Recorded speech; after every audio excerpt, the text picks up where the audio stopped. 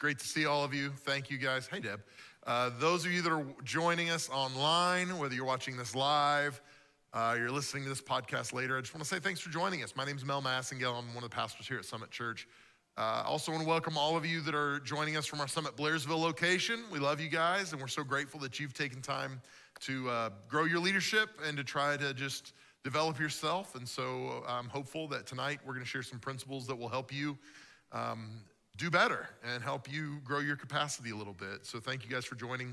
For those of you that are new to Leadership Night, basically what we do is we'll take 20, 25, maybe 30 minutes and just talk through a leadership principle together, and then we'll take the rest of our time just to unpack it and do some Q&A. And so feel free to ask questions. And here's the thing, a familiar voice that's usually part of Leadership Night is Michael Bond, and Michael's not here tonight. And so usually Michael is Johnny on the spot with questions. So hey, anybody have questions?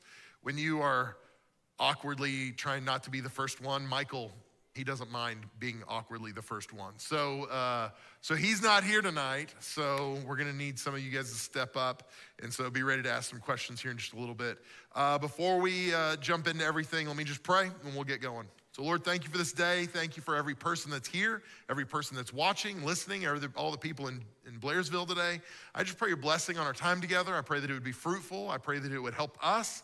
And ultimately, I pray that it would help the people we come into contact with as well. So be glorified in our time together. In Jesus' name, amen.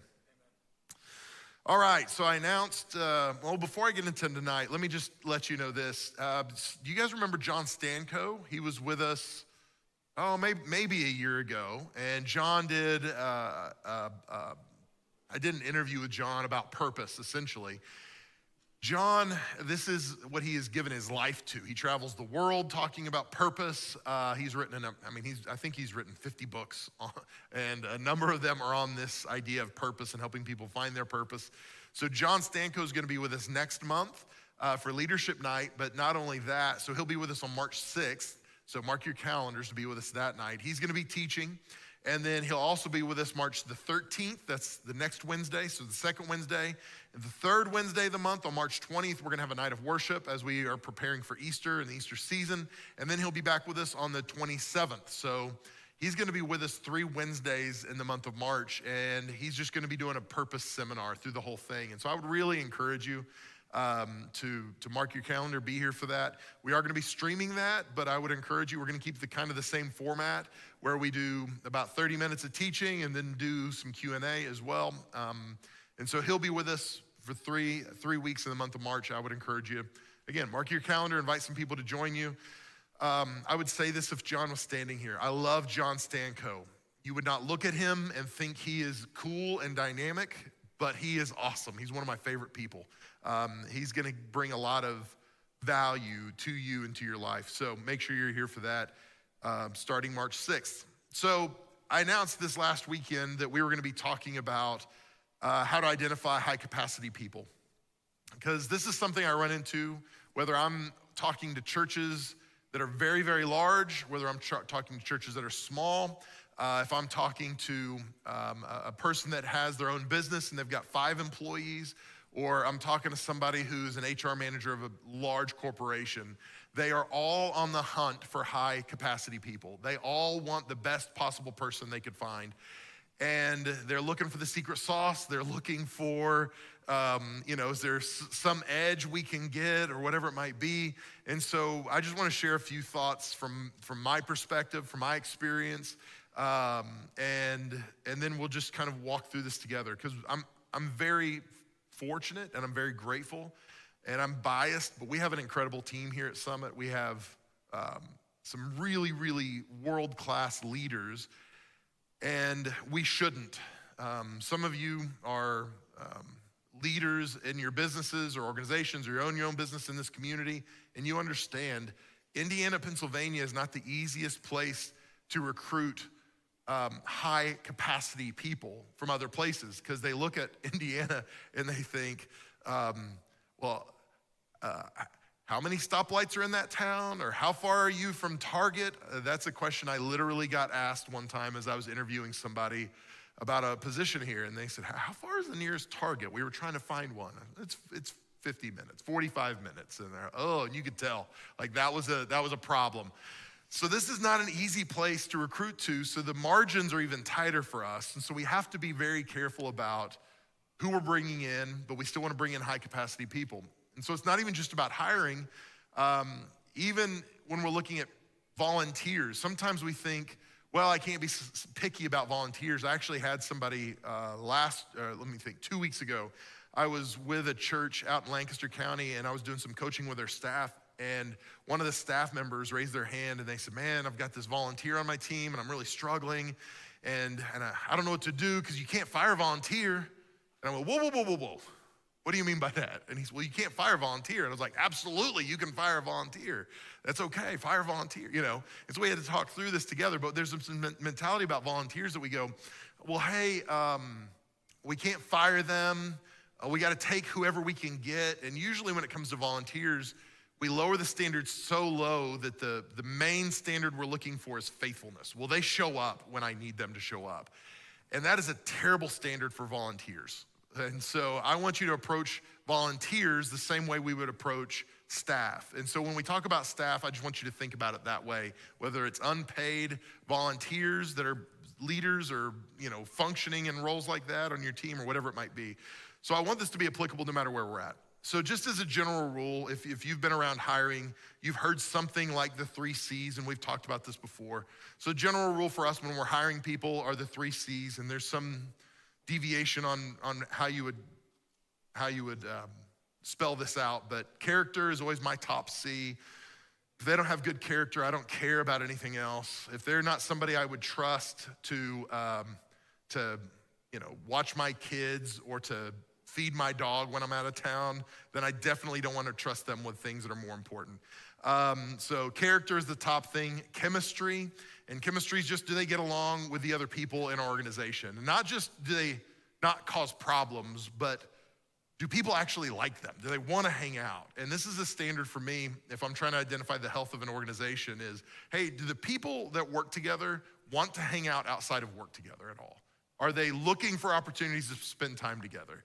And because that's not a deal breaker necessarily, but a lot of times we lower the standard to, are they gonna cause a problem in our organization? But I think we need to raise the standard to, hey, are they gonna add value to our organization? Are they gonna be somebody that helps the other people get along better? Are they gonna help create good chemistry? So character, chemistry, and then the last one is either competency or capacity. And tonight we're looking at capacity, how to find high capacity people. And so you need to know, are they good character? Do they get along with the people? Are they gonna help our culture? And then the last one is, can they do the job we need them to do? Because no matter how much you like them, no matter how good their character is, if they can't do the job, then they shouldn't have the job. And so that's true whether it's for volunteers or for paid staff. So let me just share a few thoughts with you when it comes to identifying high capacity people, no matter what your organization is. High capacity people want to understand the mission. So I'm in the process of interviewing right now for a few roles here at our church, and this is a deal breaker for me. If I talk to somebody, especially after the first call, if I've had a conversation with them and we're on a second conversation, and I ask the question, what questions do you have for me about me or organization? If they say, I think I'm good, that's probably the end of our conversation. That's probably gonna mean I am not interested in moving forward with them. And that sounds heartless, but the reason is because I believe high capacity leaders are people that are looking at our website and they're watching our services. They're trying to get to know our organization. And as they're doing that, they're asking probing questions. They're not just asking questions about how much am I gonna get paid if I get this job? They're asking questions about, man, I wanna understand the culture of your organization. I wanna understand the mission and what you guys are trying to do. Because what they're really trying to figure out is, how do I fit into that? Because they're not really just looking for a job, they're looking for an opportunity. And that is the difference between somebody who's trying to occupy space and collect a paycheck and somebody who is really looking to make a difference. And so high capacity people are gonna stalk you before an interview. They're gonna know a lot about you, and it's important. When I was a headhunter, I used to coach my job seekers. And I would tell them, you need to have 5 good questions about their organization laid out. And it can't be like, well, how'd you come up with your colors on the website? Like, nope, that does not count. That's not a good one. But hey, tell me about, I read this about the founding of your company and what made the founder decide to, that's a good question. I would be impressed as a hiring manager to hear a question like that because it tells me they care about this, they're investing in this. And so that's one of the things I look for whenever I'm talking to people about opportunities is, are they asking good questions? Because high capacity leaders are asking good questions. And that's true for me as well. If I'm not asking good questions, it's probably because I've gotten a little flat in my leadership, because I've gotten a little less curious. I've gotten accustomed to answering things and talking instead of asking questions. And I'm better when I'm asking more questions. So high capacity people, they put a premium on excellent results. And those excellent results happen whenever they're asking good questions and they're getting the information they need to figure out, hey, am I a good fit with this organization? One of the things I love about high capacity leaders in the context of mission is that they're gonna meet your expectations as they meet their expectations. So they are less concerned about what do you expect, and they're more concerned about, hey, I know what I need to be and what I need to become or do to function well. And usually a high capacity person, when they understand the mission and vision, they're gonna blow through your expectations. And we'll talk about that in a minute, because they're on the way to their expectations a lot of times. Low capacity people, well, to be honest with you, they end up usually not even fulfilling their job description, but you usually end up having to take stuff off their plate because they're not functioning the way they need to. And again, I think part of this is what kind of questions they're asking. And I love the process of interviewing people because it's not just about the answers they're giving, but it's about the questions they're asking as well. So if I'm talking to somebody and I say, hey, what questions do you have for me? And they say something like this, tell me about how one of your staff relates to you. If they've got a problem, if they're asking that question, that tells me they've probably had that issue in their organization. Like they've probably had a problem relating to their leader, talking to their boss about a problem they may have. And so that gives me a clue as to what's going on with them. And so the questions are really, really important, the questions they're asking. And so if they're not asking good questions, that tells me that they may not be high capacity. So that's the first thing. High capacity people want to understand the mission. Number two, high capacity people promote excellence. And this sounds generic, but man, high capacity people, it's amazing how much better high capacity people are to work with because they make other people that aren't necessarily high capacity, higher capacity. A good person, an A+ person on a B team will make that B team an A team. It's amazing. And so for me, I want to make sure that we're putting the right people in place. And the way we see that, and we've talked about this in the past, the best indicator of future performance is past performance. So, hey, tell me a circumstance where maybe you were part of a team that wasn't doing well and you helped the team get better. That's a question I would ask someone. And because I want to know, how did you perform in the past? What is it you were doing in the past that made the teams better? So yeah, I want to look at, are they promoting excellence on the teams they're in? Are they helping their teams get better? And again, we'll talk about this idea in a moment, but not just them, but the people around them. How are they promoting organizational or team or departmental success? Because it's possible for one person to impact a whole department or a whole organization or a whole company or whatever it might be. One of the things I love about high capacity people is they will raise their own bar of excellence. They don't need somebody cracking the whip on them.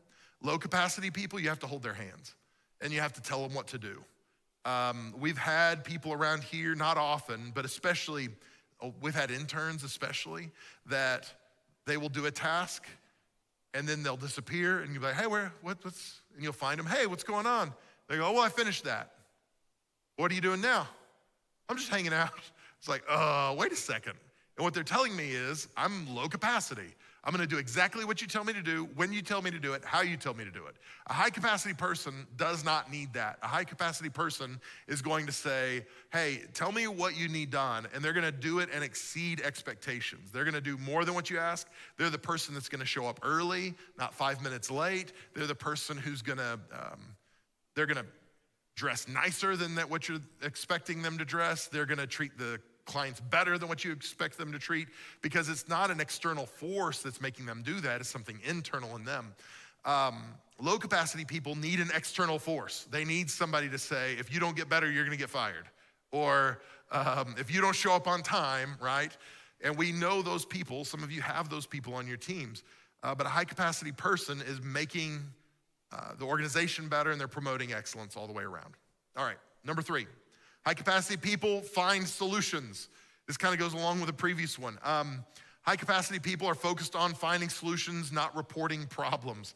Our best staff here in my life, as I've had staff in the past, are not the ones, I had lots of staff that were good at coming to me and saying, hey Mel, I need to tell you something. All right, what's going on? This happened, this disaster is going on, this blew up, whatever it might be. Like, okay, what are we doing about it? I don't know, I just wanted to tell you. You needed to know. That is correct, I needed to know. Here, I've been here long enough now, most of our staff understands that if they're telling me about a problem, I'm gonna ask them, what are we doing about that? What have we done to solve the problem? And we've got a great team that by and large, when they tell me something's wrong, they're already like their next sentence, hey, here's what happened, here's what we're doing to take care of it. So I mentioned Michael. Michael's not here tonight, so I'm gonna brag on him because he's not here. But Michael's our production director. And so Michael knows if something's wrong with our live stream or the stream to Blairsville or something's going on, I'm gonna wanna know. I don't wanna find out about it on Thursday as we're talking about things. I wanna know about it earlier. And I will tell you, the whole time we've had him here, he's never come to me and said, Mel, here's a problem, you gotta fix this. Every time, he'll bring me solutions. He'll say, Mel, we had an issue with this, but I've already looked into it. I think if we just do this, it'll solve the problem. We don't ever have to worry about it again. All right, let's go do that. Because Michael understands that he wants to offer solutions and not just problems. And this is what high capacity leaders do. Again, as you're trying to find these people, these are questions you can be asking. Hey, tell me about a total disaster in your previous job. What did you do to solve that disaster? How did you guys overcome that? And just listen to their response, what they did or how they did it, or did they just hand it to somebody else to try to fix the problem? So high capacity people find solutions. And the fact is, low capacity people, they lack an action orientation, if that makes sense. There are some people, and there are some people that their default action, or their default orientation is action. I'm going to do something. I'm gonna figure this out. I'm gonna fix this, whatever it might be. And in my experience, low capacity people, their default orientation is inaction. Okay, there's a problem. I don't know what to do. So I'm going to hide, or I'm gonna bury my head in the sand, or I'm gonna hope that this will go away, or whatever it might be. So high capacity people find solutions. Number 4, high capacity people exceed expectations. I mentioned this earlier. To truly be a high potential team member, they're gonna focus on not being good, but they're gonna focus on being great. They're gonna do everything they can to exceed expectations because, like I said, their expectations are so much higher than what the organizational expectations are. And so it's important to identify those people and be able to align them up with what you're doing, because they're gonna make everybody around them better. Because they're driven to succeed, they're gonna stay true to their values, and they're gonna be more than willing to go the extra mile in order to advance the mission and vision of the organization. Low capacity people, they tend to live in the status quo, and they need you to push them toward progress. So we all have had people on our teams that you've adjusted your expectations based on them, where you go, all right, let's just lower the standard a little bit, and I guess I'll just have to live with mediocrity with this. And I personally am under the opinion, the conviction that I would rather have nobody in place than a mediocre or bad somebody in place, because I feel like that sends a message to your team as well. If I put up with a mediocre performer, somebody who's just okay, it gets in the water. And the people that are high performers see that, and they're like, well, why do we put up with this? And it sounds competitive, it sounds mean-spirited to say it that way, but there's something about that that is demoralizing for a team. And so I think part of our responsibility as leaders or department leaders, whatever it is you're leading, is to say, hey, we're either gonna raise the standard, or maybe we might have to offload some people. We might have to exit some people and say, hey, I'm sorry, because at the end of the day, you're actually better with some holes on your team when you help some of the medium capacity, mediocre producers exit your organization. Okay, that sounds really mean. We can talk about how to fire people later. Anyway, number 5, high capacity people will consistently outperform others. And especially in our organization, I mean, we're a church, we're a nonprofit. It's not about competing, it's not about outdoing. But I will tell you this, and this is something we've talked a little bit about in the past as well. High performance is contagious. So when somebody is doing really well, it's amazing how the rising tide lifts all boats. When somebody's doing well, it calls others to do well. It causes other people to go, okay, wait a second, they've raised their game and I know I'm lagging, so let's go, let's get a little better. So high capacity people will consistently outperform others. So let me just outline this. The first part of that is consistently. You want people who are consistent. And here's the problem. A lot of times we will get people who are consistent, but they're not consistently good. And so we get consistent. It goes back to what I mentioned earlier. In the church, we will call people faithful. We'll say, hey, they're very faithful. They show up every Sunday and they serve in this position. But it's like, but are they doing a good job? And if they're not doing a good job, they're super consistent, but we need them to be less consistent. We need them to be inconsistently bad instead of consistently bad, right? We'd like them to mix in some good once in a while. And in your organization, it's the same way. You might have somebody who's super consistent, but if they're not consistently good, it's a problem. And so the key is to go, hey, we need somebody who's not just showing up, who's not just punching a time card, getting into the office most of the time, and they're not killing us too bad, but hey, they're consistent, but are they consistently good? So when somebody is consistently outperforming others, what I mean when I say that is they win well. So I was thinking about it in terms of like a sales organization. So sales organizations, the win is clearly defined. It's money. Are you generating revenue for the organization? That's the clear win in sales organizations.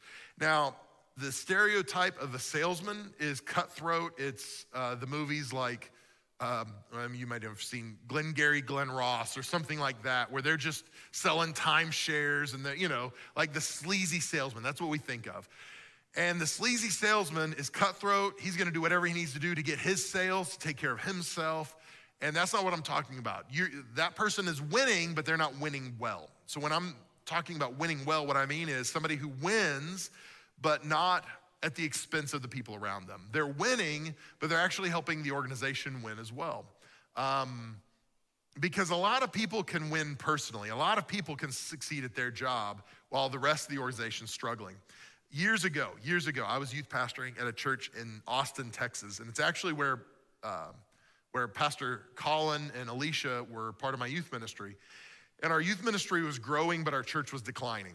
And we were in a rough part of Austin, historically strong church, but the neighborhood has changed all around this church. And so people were driving 40 minutes to come to the church. Their friends didn't want to come to church with them because it was in a rough part of town. And so the church was struggling. But the thing is, the youth ministry was killing it. We were doing great. And arrogantly, as the youth pastor, I thought, I don't know what these fools are doing, man. Like, I know what I'm doing. We're doing well. I don't know why they're struggling. And I would have never said that to anybody, but that's how I felt in my heart. And I wasn't winning well. I was winning, but I wasn't winning well because the organization wasn't doing well. But I felt like, man, I'm doing my part. And if we're not careful, we end up onboarding people who know how to win, but they don't know how to win well. They've been very successful individually. They've killed sales goals, they've achieved, but they haven't really made anybody else better. And what I want and what I want to see at a high capacity people is that they know how to consistently outperform others by winning well. They're winning, but they're helping others win as well. Some of the best people I've ever hired were people who won, but they didn't win well. And those are people that ultimately can't stay in a healthy culture, a healthy organization. Here's the problem with high capacity people. Let me just add this in here too. The problem with high capacity people is if you had to add a high capacity person to a low capacity team, they can help the team, but they're gonna get really frustrated because they want to move, they wanna go, and they are a Formula One driver, they're a NASCAR driver, and they've got a 2001 Jeep Cherokee, okay? Some of you get that reference. My Jeep, I told somebody the other day, it goes 0 to 60 sometimes, okay? And if you put a NASCAR driver in it, they're gonna be so frustrated because they are used to going fast and acceleration and power and all those things, and they're not getting it out of that vehicle. And so when you put a high capacity person with a low capacity team, they're gonna get frustrated unless you're putting things in place to help the team grow and get better. So that high capacity person can bring the game up of the people around them, but you've got to set the tone and set the stage for them to do that. So those are my five things to look for in high capacity leaders. As I was thinking through some of the high capacity people I've hired in my life and had on my teams, these are some things that were kind of common threads. And these are things that sometimes you get lucky and like discover plutonium, but usually you have to look for it. You know, sometimes you'll strike gold, but normally you've got to look for it. And so these are just some of the things I would encourage you to look for, because there might be some people in your organization who are like this, but they're just miscast in the wrong place. And because they're in the wrong place, they're underperforming. They're high capacity, but they're just asked to do something less. And as a result, they're doing something less. But there's a level of frustration there, whatever it might be. And so I would encourage you to start looking for these things in your current organization where you're at, because you might be surprised at some of the high capacity people you already have on your team, but you just don't even know it. So that's what I got. Let's open it up. And I don't even know, Todd, do we have any way of connecting with Blairsville to get any questions from them or anything? Colin, Pastor Colin. So yeah, I'll open it up and let you guys ask some questions, and we'll open it up to the room as well for questions. Yeah, we got one right down here, Todd. Are you running the mic? I'm sorry. Pastor Todd, thanks for doing that tonight. Yeah, right here.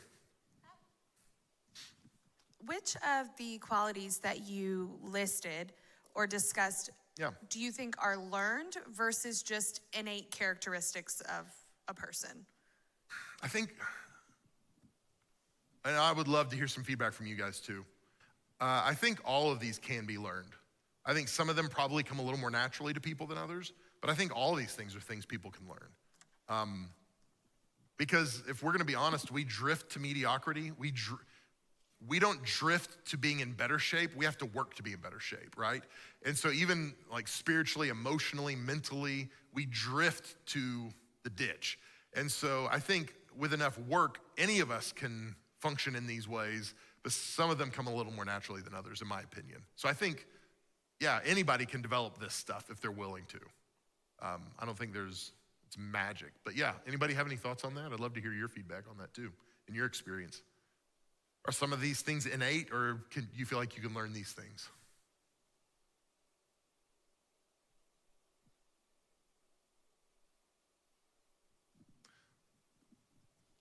Let's go Travis and Andrew.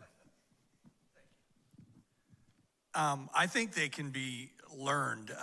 In some instances, high capacity people, I think you can sort of see it from the examples that you have around you, even before you're in a position where you're you know, at an age or at a part of your life where you're going to be out producing in that way. So a lot of times I think it's the example or the examples that you have for yourself is how you can develop those characteristics. Yeah, let's go to Andrew next. And I'll say this, a lot of high capacity leaders or high capacity performers are waiting for somebody to come to them and say, I think you're a high capacity performer. I think there's more in you than what you're doing. Almost no high capacity people that I've ever been around did that independently. Most all of them needed somebody to go, hey, I see something in you. You know, I believe this could be your future. Hey, walk with me, come with me, whatever it might be. So yeah, go ahead, Andrew. Yeah, I mean, I was just thinking, it also comes from the communication, right? Which in my head, I'm kind of wrestling with, similar to the first question was, is it simply black and white, right? Are they a high capacity or are they not? Or are they low capacity? No. Or is it something that you can change a low capacity to a high capacity over time through, coaching, through talking them through? And I think the most important thing is to allow them to learn from their failures and not, demonize them or not, put them down because of it. Yeah. Yeah, John Maxwell talks a lot about that principle of growing someone, and I don't remember exactly how he puts it, but he basically talks about, hey, somebody might be a 2 of 10 and they could become a 4 of 10, but they're probably never gonna be a 10 of 10. So just have good awareness of where they're at and where they could be. And I think there's some balance there where it's what you were saying. We don't just go, well, this person's never performed, they'll never be able to do it. But I think having a good expectations for them, and part of that comes back to us as leaders. And I've told our staff, we got to be real careful when it comes to ministry because people put a lot into our words. So if I sit with somebody and I say, I think God's calling you into ministry. For some people, if I say that to them, that's as good as if God said it to them. So I've got to be careful about that. But the opposite is true too. So if I say, man, I don't think you have the capacity to ever do whatever it is, then it's a death sentence for them. And so I think I want to be able to communicate good expectations and stretch them, but also I think back to those people, those poor people that are on American Idol every year that can't sing a lick, but somebody lied to them. Like, we don't do them a favor by lying to them and go, you know what, you could be the president of this company someday. No, they couldn't probably, but we're setting them up, and anyway. So I think just communicating expectations well, something that's realistic but maybe a stretch. And I think you can take somebody who's low capacity and turn the dial. But if somebody truly is low capacity, I don't know if they can truly be high capacity. On the other end of that, somebody who's high capacity definitely can be low capacity. Because I've seen lots of people who had lots of potential, but they had no drive, no stamina, no heart, no character. And because of that, it didn't matter how much potential they had or how much capacity they had. They're low capacity. Does that make sense? Yeah, good question.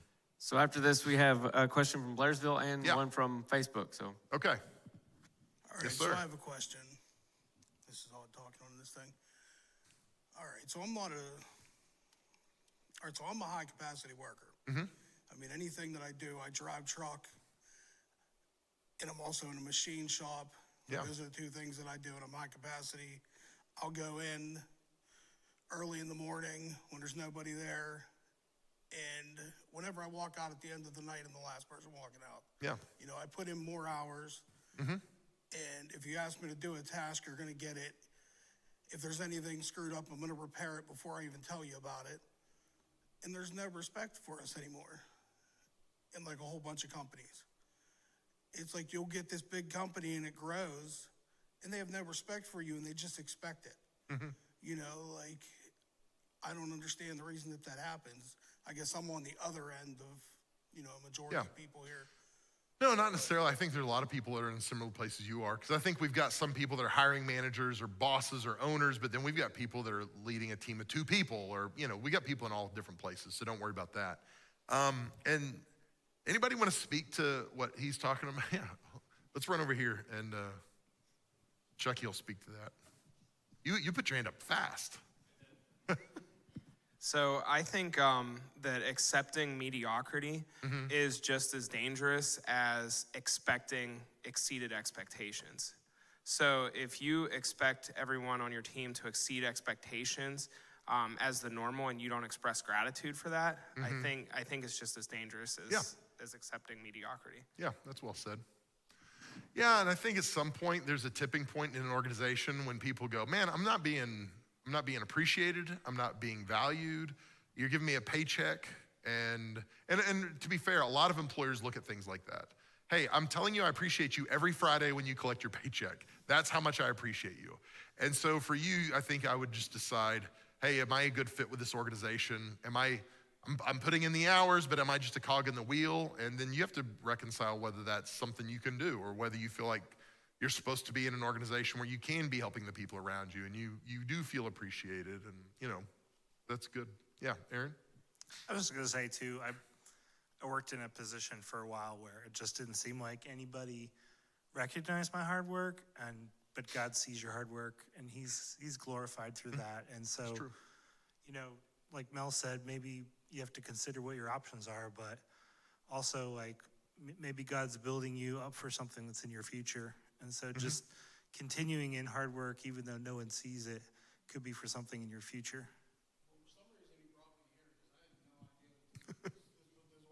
Yeah. Well, good. Well, I'm glad you're here. That's cool. That's good. You said we had online. So we have a question. Let's do Blairsville first so that we can. Yep. Yeah, okay, good. So this is from our friends in Blairsville. How do you help your high capacity person once they are discouraged by joining a low capacity team? Any feedback on that? Because I saw some body language in the room when we were talking about that, when I was talking about high capacity on a low capacity team. So does anybody want to speak to that? How do you help somebody when they're discouraged? Personally, it's all about communication, like you said. Letting them know that you understand that they may naturally outperform the other people on that team, and working with them to formulate a plan. It's like you said, that you have to have things in place to help that team grow as they adjust to operating at a level close to or what your high capacity leader on that team is doing. So it's all about communication and having a plan, and encouraging those people to grow with the team and not just ride on the coattails of the person who's, you know, typically used to doing the lion's share of the work, and they're secretly frustrated and coming to you venting about it and not getting anywhere. So that communication and that base plan going in of this is what needs to be accomplished, these are the baby steps that we're gonna take. Yeah, I think that's good. And I mean, not to be condescending, when my kids were little and they wanted to help me, or maybe they didn't want to help me. They were with me, Kim was out, and I would say, hey, who wants to help Dad with the garage? Hey, I'm gonna be working in the garage, would you help me with this?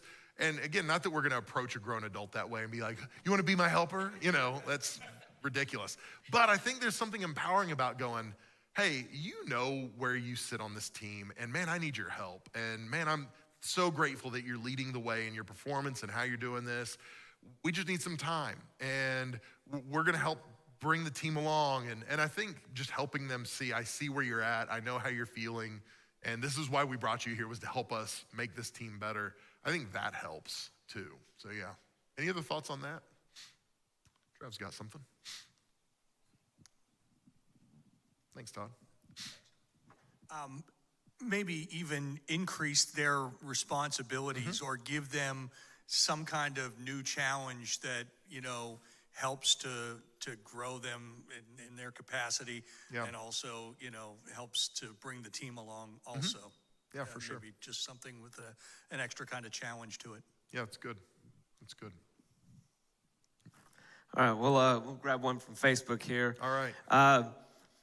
How do you get a sense of a high capacity person if maybe they're going to be in a new position where they'll be able to affect a solution? So maybe they've never had a chance to have a voice before. So how do you get a sense of someone's capacity in a new role?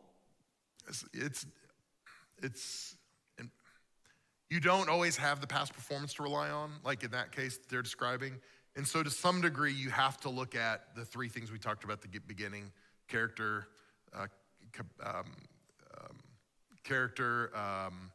community, and the capacity. Like, okay, hey, they're good with the team. Okay, they're people of high character, and I think they'll fit well because here's some of the similar things I've seen them do, or, you know.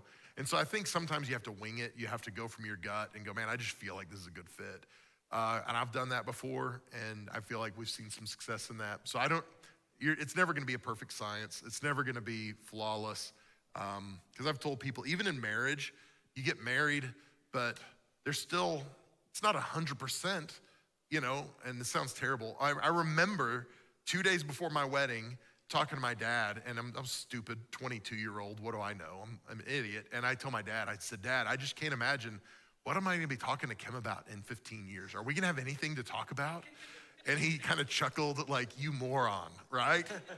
And so I didn't know for sure, but you go, yeah, let's go, I believe. And so I think it's, in some ways it's kind of the same thing where you go, I don't know for sure, this might be a disaster, but yeah. Yeah, so here's another one from Facebook. High capacity individuals are often in high demand, and they can make leaders feel like they're in a competition. Any strategies for dealing with a competitive situation? Leaders feel like they're in competition. Oh, and I know you don't know this because you're reading that. I wonder if they're talking, and maybe you can interpret this for me. Are they talking about like competing leaders that are working to get their, like them on the team? Is that the way I should interpret that? I think it's the leader, a person on the team is high capacity. Oh, okay. Feels threatened. That's The my leader feels- interpretation okay, of it. gotcha. Yeah, a leader Gotcha. feeling threatened, maybe. Let me open it back up to the group. Do you guys have any thoughts on that? You onboard a high capacity person and now a leader feels threatened by that person? Anybody have any solutions for that?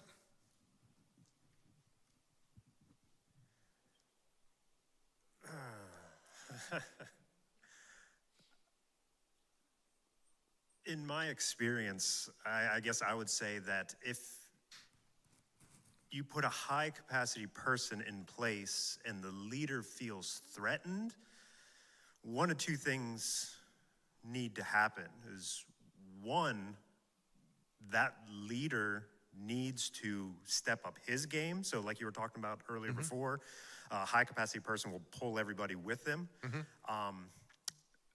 Or two, it's a sign that that leader was not meant to be in that position. Yeah, I don't disagree with that. And I think leaders should be secure enough to say, I'm not the expert at all of these things.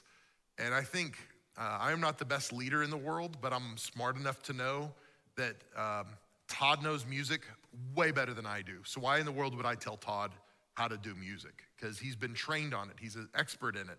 Now I can give him instructions on some parameters for that, but at the end of the day, I need to be secure enough to go, yeah, he's the expert, I am not. Or I've never been on the stage for any of our women's conferences. Do you know why?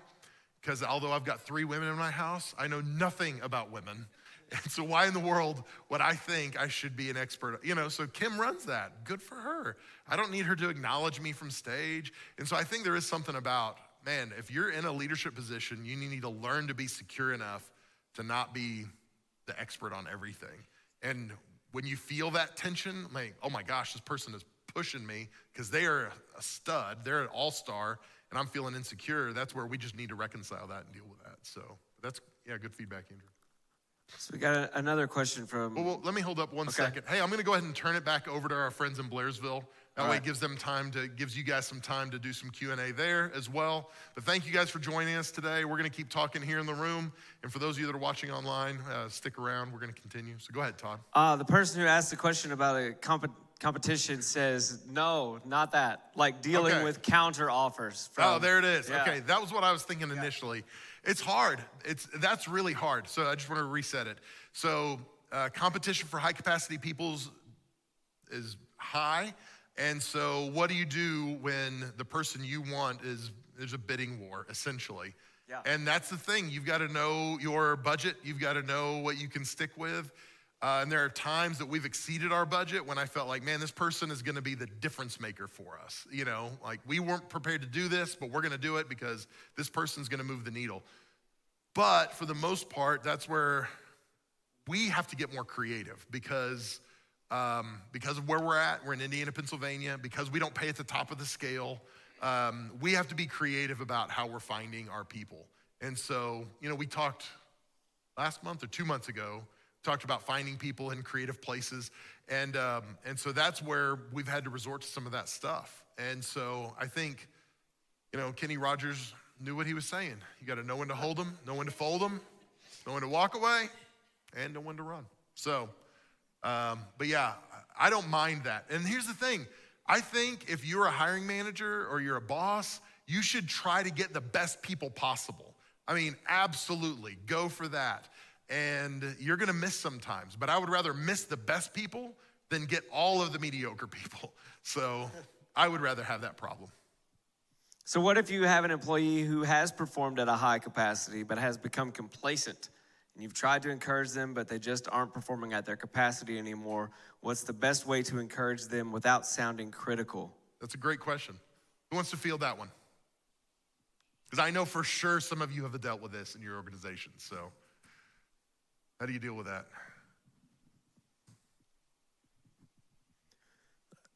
I mean, for me, it's again, the communication thing. Talk to them. Because if they're dropping out of the high capacity, 9 times out of 10, there's something outside that is pulling them down.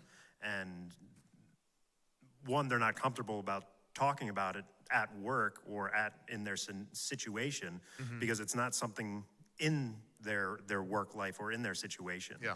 So the second you give them a place to discuss and talk about it and let them feel free to be open, it's almost like unlocking a door. And they feel relieved about it. Yeah. And over time, you might be able to guide them, give them outside guidance to help them. And then over time, that will help them come back to their high capacity.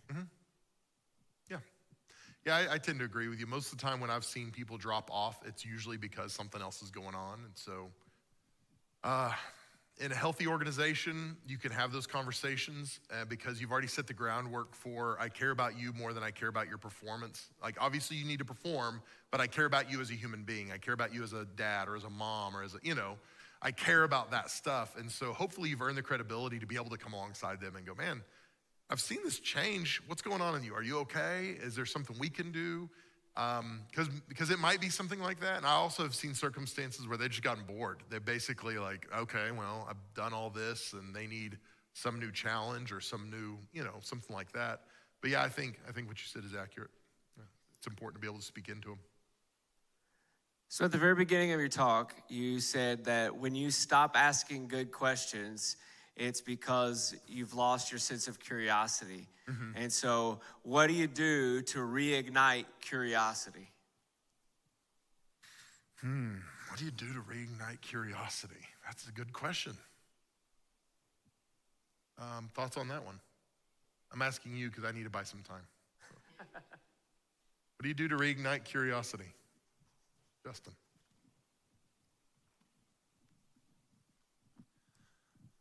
I think surrounding yourself with people that you can look up to and talk to and have professional conversations from a leadership standpoint or oftentimes reignite something. Coming here reignites something. Yeah. Surrounding yourself with people you aspire to be, or not necessarily the person you aspire to be, but an organization that you see thriving. How did that happen? It has to happen some way. And the more that I talk to other leaders, the more interested I am and the more curious I become in, well, what is my limit? Have we even touched it yet? Have we exceeded it? And I don't think that high capacity, I will say this, I don't think that, my experience has been that not every high capacity person is a great team player. And sometimes, Correct. That dynamic it's not just the only qualification that I think should be considered, but, when we're in conversation with each other, I think that we're not defined by a job description. I don't know any high-performing person that said, I'm not going to do more because that's not my job description. Right. So a lot of times, if you have somebody who really wants to thrive, even challenging them to, well, let's expand the vision a little bit. I know that your job description is this, but is there something we could do in the community? Is there a program that we could start that nobody's even thought of before? Yeah. And just expanding an opportunity outside of a job description, I think I know this, it lets high-performing people add additional value to their current position. Yeah. Because sometimes we need people on a line making widgets. And that is very, very important. But there's not a lot of probably personal growth in doing repetitive things over and over, even if it's high value. But if you expand that person to say, you're more than this, and you know that, and I know that, this is your job description, but what more can we do to add value to this moment in your life for everybody's benefit? Yeah. If they embrace it, that's wonderful. Yeah, that's really good. I love that idea of just being around high capacity people. Like there's something really valuable. I've mentioned Gerald Brooks before. He's been with us several times here at the church. and he's got a great leadership podcast. But one of the things Gerald told me a long time ago, we spent a few years, and he was my executive coach. And Gerald told me, he said, Mel, I pay thousands of dollars to be in the room with the right people. And he said, so, I mean, literally, I'll spend tens of thousands of dollars just to be in a room with somebody for a couple of days and hear what they have to say and just be in their proximity. And he said, you don't have to do that. There are lots of really great leaders that you can be with for free. So you should do that as much as you can. And I've thought about that a lot. And it goes back to what you're just saying. Like, man, who am I in the room with? Who am I getting lunch with? Who am I spending time with? Who am I learning from and growing from? You know, those kind of things. So yeah, that's great. Yeah. All right, so once again, like I'm from the other end, like the high capacity. All right, so you'll have some guys, like I've worked with guys and myself and stuff like that, where you're doing all this extra, and let's say like you make $25 an hour, and you spend all your time there, and you do everything for the company, and they're hiring new guys in for 24 straight off the street, straight out of school. It's extremely disrespectful to your other guys who make $1 more, like $2 more, and they've put like years into that place to build it to where it's at a point where they're able to hire more people. So I don't know, like if I'm here to help you guys out who are in the hire spot, but like What he's saying is pay your people better. That's what he's saying. yeah, like you have No. guys that have stuck it out for that long and Yeah. everything for you, to where you're in Yeah. that position, you're hiring these newer guys. Well, and I'll say this from the hiring perspective, for a lot of positions, the market dictates what you pay. And from your perspective, I would encourage you to have conversations with your boss and go, hey, listen, I like my job. I like being here. I like being part of the organization, but is there any way we could do a little better? And, here, I build your case. I've been here this long, and I like being here, but here's what I see. So I know a lot of companies, they have, and depending on the size of the organization, they've got advocates. Maybe it's HR that functions in that advocate role, but that might be something that you could explore there too. Once everything switches to a big corporate company, Well, not always. Sometimes, but not always. Always. What else? Let's go to Aaron. I was going to ask, how do you help high capacity team members and leaders set good boundaries? Because I notice a lot of times they can be like a tractor beam for other people's ideas and agendas, and that leads to overwhelm. Help flesh that out a little for me, if you don't mind, Aaron. What do you mean by that? When Just like someone who has the capacity to solve problems, somebody who has the capacity to affect change. Yeah. So Other now people everybody can starts just coming to kind them. of bring everything to them. Yeah. Thoughts? I mean, I think if you're that person's direct report, if you're their boss, their lead, you're the one that's leading that team that they're on, that part of our responsibility as a leader is to protect our people.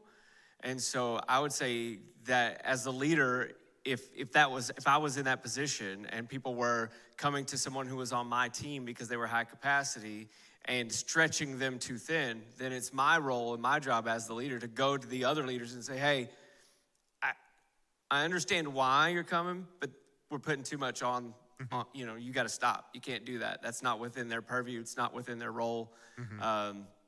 If there's some things that you need help with, maybe we can figure something else out, but we can't keep putting stuff on John or, whoever. Yeah, I think there's a lot of wisdom there. And I think those people there's a reason that people go to them and say, hey, what do you think? And hey, I need your help with this. And because they're probably offering value. And so there might even be something organizationally where you can go, hey, there might be we can adjust the job description a little bit to help facilitate some of that. And maybe we move your role a little bit or take some things off your plate if that's an area that they're thriving in. And maybe you don't have the capacity to be able to do that. But I like what Todd said is you start there is to go, hey, let's protect this. Let's remember what you're hired to do, and let's do that. And then if we can find some ways to create space for this other thing, we will. But if not, then we still have to do this. So, yeah. Yeah, I really like that as well. But I've run into the opposite problem where the high capacity person is kind of bored. And so they seek out other projects that are more interesting to them. Yeah. And I think that same thing where like, this is your role. Yeah.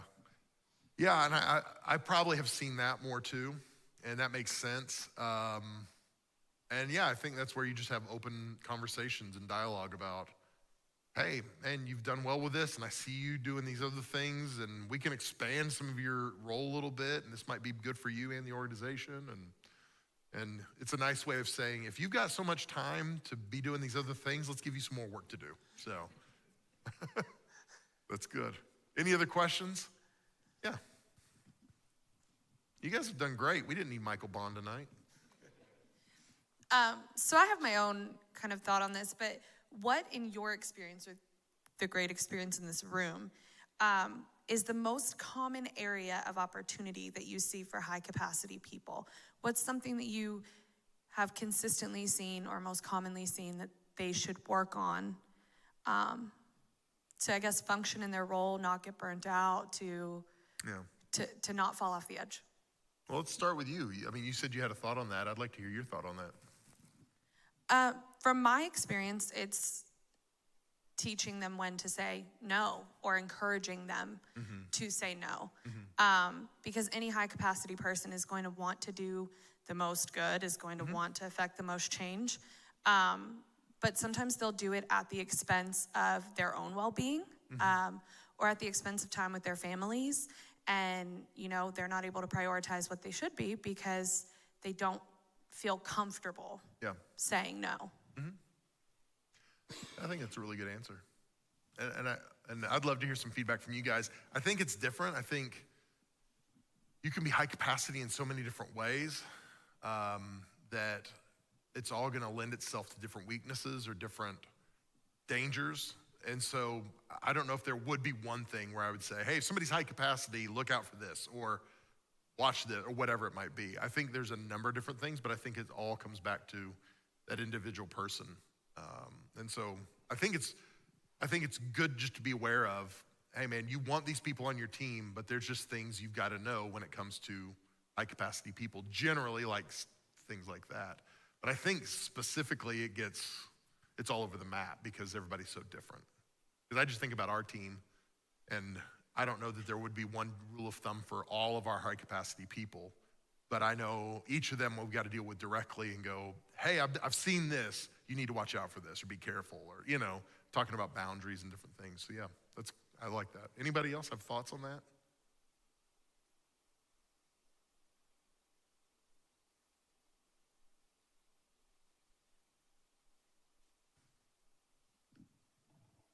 All right. 2 minutes till. I've never heard anybody complain about dismissing church early, so go ahead and finish up our time together and cut you guys loose. For those of you here in the room, feel free to stick around. I told every month I tell you this. There are people in this room that might be the solution to your problem. So don't just rush out, take a minute, talk to some people. If there's somebody that said something in the room you want to connect with, make sure you take a minute and do that as well. For those of you that are watching online or listening to the podcast, thanks for joining us. Let me pray us out, and then we'll be dismissed. Lord, thank you so much for this night. Thank you for the leaders that are here in this room, those that are watching and listening online. And I just pray your blessing on us, God. I pray as we leave this place and as we go back to our jobs and our different roles, our families, God, you would help us to lead really well in whatever capacity we are in. No matter what our role is, I pray that ultimately we're gonna lead a little better and it's gonna bring you glory. So God, have your way with us. In Jesus' name, amen. Thanks for joining us, guys. Stick around as long as you need to. I'm glad you're here. Hope to see you this weekend.